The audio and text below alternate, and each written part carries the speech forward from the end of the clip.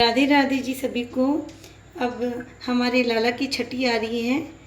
आपने सबने जन्माष्टमी मनाई होगी, तो हमें जब जन्माष्टमी हम मनाते हैं तो हमें छठी भी ज़रूर करनी चाहिए ठाकुर जी की।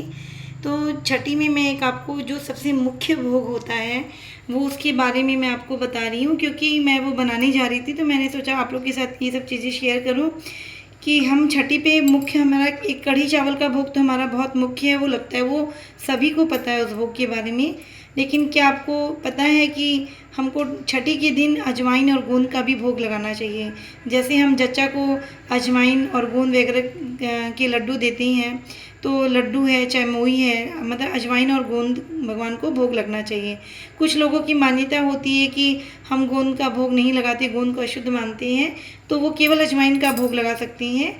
और जो अगर जैसे मैं तो पहले अजवाइन का ही भोग लगाती थी, पर कुछ लोगों ने कहा कि ऐसा नहीं है, भगवान को गोंद का भी भोग लगता है।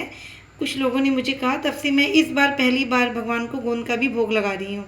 तो देखिए हम अजवाइन का लड्डू हमें कैसे बनाना है वो मैं आपको बता रही हूँ। जैसे हमारी ये खड़ी अजवाइन है, तो हमने इसको मिक्सर में पीस लिया है, ये हमारा पाउडर फॉर्म में हो गया है। अब इस पाउडर का हमने जो है ना 1 चम्मच ऐसे, ये पूरा 1 चम्मच अच्छे से भर के मैं इस अजवाइन को ले रही हूँ। थोड़ी सी और ले ली मैंने ज़रा सी, ठीक है। इसको हम घी में भिगा लेंगे। घी में भिगा के मैं 6-7 घंटे के लिए इसको छोड़ दूँगी। और ये इतनी अजवाइन हमें नहीं चाहिए, तो मैं आपको बता रही हूँ कि पिसी हुई है इतनी अजवाइन, तो इसमें हमने इतनी ले ली। अगर आप बहुत ज़्यादा मूई बनाते हैं, मैं तो जैसे एक बड़ी कटोरी जो होती है लगभग उसी के उतना ही मैं आटा लेके बनाऊँगी, इससे ज़्यादा नहीं बनाऊँगी। तो उसके अकॉर्डिंग मैंने 1 से 1.5 चम्मच रखी है, इतनी अजवाइन उसमें बहुत है। अभी मैं आपको पूरा मेजरमेंट बताऊँगी। अभी मैं भिगा के छोड़ रही हूँ, फिर मैं आपको दिखाऊँगी। इसको मैं रुक जाइए घी में भिगाती हूँ। अब इसको हम घी में भिगो देते हैं अच्छे से। 2 चम्मच हमने इसमें घी डाल दिया है अपना, देखिए। अब घी में इस अजवाइन को हम भिगा के छोड़ देते हैं। ये घी में इसको इसलिए भिगा के छोड़ते हैं हम कि अच्छे से फूल जाती है। इसमें थोड़ा सा और भी घी आप डाल सकते हैं, बाद में ये घी उसी आटे में सीख जाता है। तो ये हमने गोंद भिगा के छोड़ दिया, अरे सॉरी, हमने ये जो है अजवाइन। अब हम जो है गोंद को, मेरे पास तो चूरे वाला गोंद है, अगर आपके पास खड़ा गोंद है तो आप उसको मिक्सर में चला के उसका चूरा कर सकती हैं। फिर अब हम आगे आपको बताएंगे कैसे बनाना है। अभी हम इसको भिगा के छोड़ देते हैं।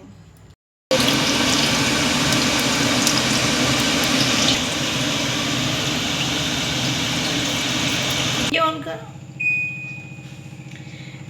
देखिए अब आज हम अजवाइन हमें भिगाए 5-6 घंटे हो गए, 5-6 घंटे क्या मेरे ज़्यादा ही हो गए हैं। तो अब हम कढ़ाई में अपना घी चढ़ाते हैं और इसमें 1 कप आटा मैंने लिया है। अभी हमें घी कम लगेगा तो हम घी और डाल देंगे इसमें। हमारा घी कम है, इसमें हम घी अभी और डालेंगे।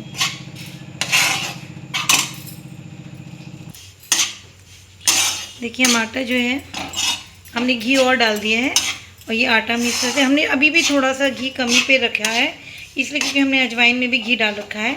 अब इसी में हमने देखिए हमारी जो ये गोंद थी ना, लिया है, गोंद को पीस लेंगे तो ये एकदम महीन हो जाएगी। तो ये ऐसा मैंने इसलिए किया है क्योंकि आप जैसे खड़ी गोंद को पहले तलते हैं फिर उसको फोड़ते हैं तो घी बहुत वेस्ट होता है, बर्तनों में लग के ज़्यादा रह जाता है। अब इसका महीन चूरा कर लिया है। जब हमारा आटा सिकनी पे आ जाएगा, थोड़ा सा बाकी रहेगा, तभी हम उस गोंद को डाल देंगे। अभी मैं आपको आगे दिखाती हूँ। अभी हम अपना आटा, अभी आटा महीन में मंदे मंदे गैस पे हमको आटा अपना अच्छे से लाल कर लेना है। थोड़ा सा लाल जैसे लगता है ना हमें कि अब मेरा तैयार होने वाला है, उसी समय बस हमको ये गोंद और अजवाइन दोनों डालनी है। सीख गया है ना, इसमें बस अब थोड़ी सी लाली, इसमें लाली हल्की सी लाली और बची, बस इसी समय हम अपनी गोंद इसके अंदर डाल देंगे।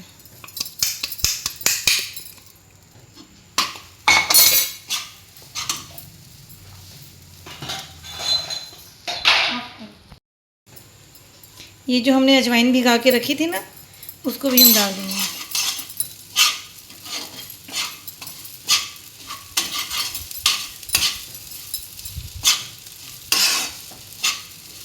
अभी चट-चट की आप आवाज़ सुन रहे हैं ना, अपना गोंद फूल रहा है।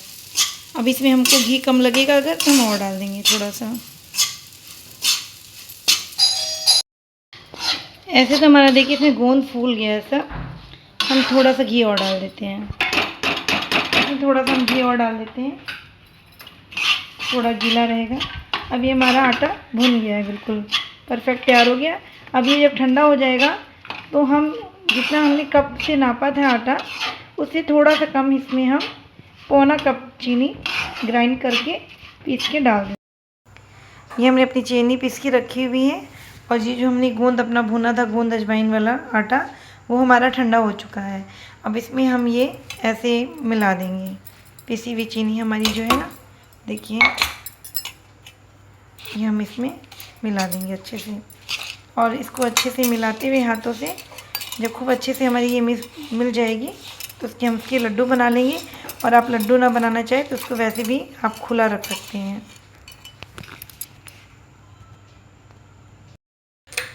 ये हम इसमें थोड़े से ड्राई फ्रूट डाल देते हैं। मैं बादाम डाल रही हूँ और पिसी हुई इलायची इसमें डाल दूँगी। देखिए पिसी हुई इलायची थोड़ा सा मैं डाली। कुछ लड्डू मैंने सादे बनाए हैं क्योंकि मेरे यहाँ बच्चे नहीं खाते हैं मेवा और इलायची वगैरह। इसमें इलायची हम थोड़ी सी डाल रहे हैं, थोड़ी सी हमने इलायची ऐसे बुरक दी, और ये थोड़े से हम ड्राई फ्रूट इसमें काट लेंगे। बाकी आपका मन हो तो आप बहुत सारे ड्राई फ्रूट डाल सकते हैं इसके अंदर, जैसे हम चचा को देते हैं। मैं केवल बादाम ही डाल रही हूँ उसमें। आप चाहें तो इसमें काजू है और कोई भी मेवा आप डाल सकती हैं, अखरोट डाल सकते हैं, और आपके पास अगर जो वो खरबूजे की गिरी आती है वो भी डाल सकती हैं। जो आप डालना चाहें इसमें डाल सकते हैं। ये देखिए हमारे लड्डू बनके तैयार हो गए हैं। अब साइज़ आप अपने अकॉर्डिंग रख सकती हैं। मैंने बहुत बड़ा साइज़ नहीं रखा है, मीडियम साइज़ रखा है, क्योंकि आजकल कोई बहुत ज़्यादा मीठा खाना नहीं चाहता है। तो इसी तरह से मैंने कुछ सादे कुछ मेवे के ऐसे ऐसे लड्डू बनाए हैं। देखिए ये छठी का भोग बहुत मुख्य भोग है, ये ज़रूर बनना चाहिए। आपने कढ़ी चावल तो सुना होगा सब जगह कि कढ़ी चावल का भोग भगवान को लगता है, पर किसी ने ये नहीं बताया होगा कि इसमें आपको गोंद और अजवाइन भी भोग लगाना चाहिए भगवान को। क्योंकि छठी को जच्चा बच्चा को, क्योंकि हम छोटा बच्चा तो नहीं खाता, लेकिन हम माता यशोदा को ही भगवान के रूप में उनको भोग लगाती हैं और उससे ठाकुर जी को मिल जाता है। यही भाव रख के हम भोग लगाते हैं कि हम जैसे जच्चा को गोंद का लड्डू और अजवाइन वगैरह देते हैं, इसी तरह से हम ये भोग ज़रूर हमको लगाना चाहिए। अगर मेरी वीडियो अच्छी लगी है तो प्लीज़ इसको लाइक कीजिए, सब्सक्राइब कीजिए मेरे चैनल को, शेयर कीजिए। राधे राधे।